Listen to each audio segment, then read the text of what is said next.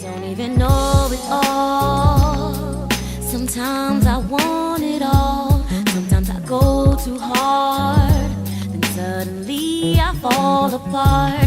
Don't even sleep at all. Wondering if it's true or false. Head is spinning with advantage of that power, where because they have a baton, a police stick, whatever, and a gun, and they have this job where their job is to keep people in line, they're not really looking out for the interests of people. So I'm not really for police brutality, of course. Like, I'm a black woman, and I know that some people might have family members or whoever that's police, but it's like, you know, no, not literally fuck your dad, but like at the same time, fuck your dad. Like, okay, your dad is beating my dad, so I'm not about to stay here and say, let's talk, you know, politics about it. Like, the case of the matter is, no matter which way you put it, when he gets a call to do a certain thing, or she, he, whoever gets a call to do a certain thing, they're gonna have to follow that rule anyway.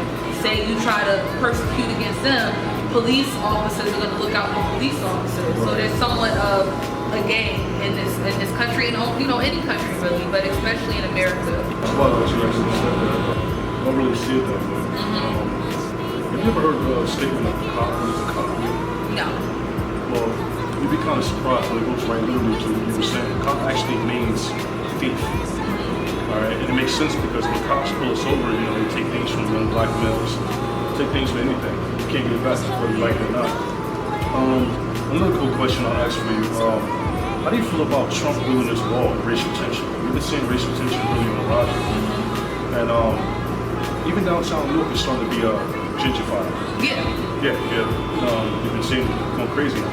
I'm also a filmmaker myself, so I have a film about it, with stuff that talks about the travel ban that Donald Trump released in 2015, or his executive order to ban people from predominantly Muslim countries, and also how that affects immigrants in this area. So the issue with the wall is with racism on a global scale, because America was built up on racism, but seeing it more publicized, especially with Donald Trump as the face, it's caused, I'm sure, people to receive the backlash of that. So having people who are anti-immigrant or pro-borders. So really, the wall is just like this year's topic, but really, like a lot of people in this country have been xenophobic, or it's a case of nationalism, where the American dream is supposed to make people feel like they belong in this country, that they have a chance to become a business owner, when really that means they have a chance of becoming a capitalist. You either be a capitalist or you be somebody who's capitalized on, you know, you're exploited. So really, the way I feel about the border is that no border should exist. Like, even I take the train in and out of New York. I just felt like yesterday that public transportation fees shouldn't exist, where you're charging me $2.75 to get, you know, maybe 2 blocks, you know, and it's like, really, none of this shit should exist. So none of these things should exist. Really, 36 moves, 37 ways, triple days, triple pays. Like, you're overtaxing, overcharging people, and it's a scam. So you're making it look like we need to keep these people under control, or thinking about the coup that's happening in Venezuela, where America or American officials, they try to paint themselves as saviors, that they're going into these countries and they're looking out for people, when really that's how it appears, but in essence, they're actually causing more danger to these people in and out of our country, you know? So with the border, I've seen the case for argument, or whatever, the argument for that case as they want to build this wall because it's dangerous for people to be coming in and out of Mexico through the wall. Like that, say if it's a mother that's leaving with her 2 kids, pinning it on her like she's illogical for traveling and walking from one country to another. Why would she?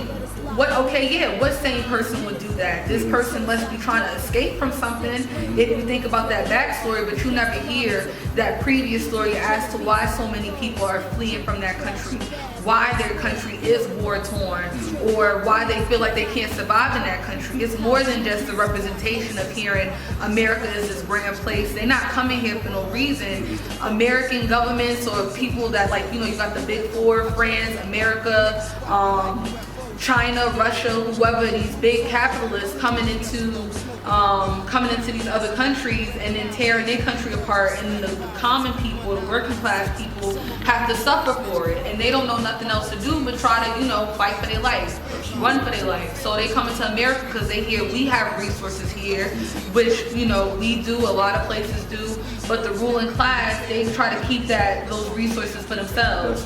So anyway, with the border wall, yeah, it does connect to Newark to East Orange, how we have these different cities with borders, where how come certain parts of Newark receive more allocations for resources than other ones. Or you look at this building that we in right now, like the Haynes building. I just met a brother who got out of jail, and he was telling me, you know, it doesn't have to be somebody who got out of jail, but say 20 years before now, people wouldn't have fathomed that they're having events and things like that for college students in the Haynes building, and you got all this space, and it's empty in here. Like, you know, but you got tons of homeless people out in Penn Station, or like in different parts of Newark, where people getting shot in the South Ward, or like, you know, not lint, but lead in the water, things like that. So it's a lot of stuff that's happening, and of course it's just a difference of seeing through the BS, where people appear as though they're looking out for people's interests, and they're not. So from Mexico to Venezuela to Newark, people, you know, people have to look out for people, because regardless, the ruling class is going to look out for the ruling class. So absolutely, yeah, that's definitely deep that you have the understanding on that. If you had to leave one statement to the youth of Essex County and just Negro Latino kids in general, what would you leave them? The foulness I once provoked is now behind me. It's gonna take more than selling coke now to rhyme me. You had me thinking.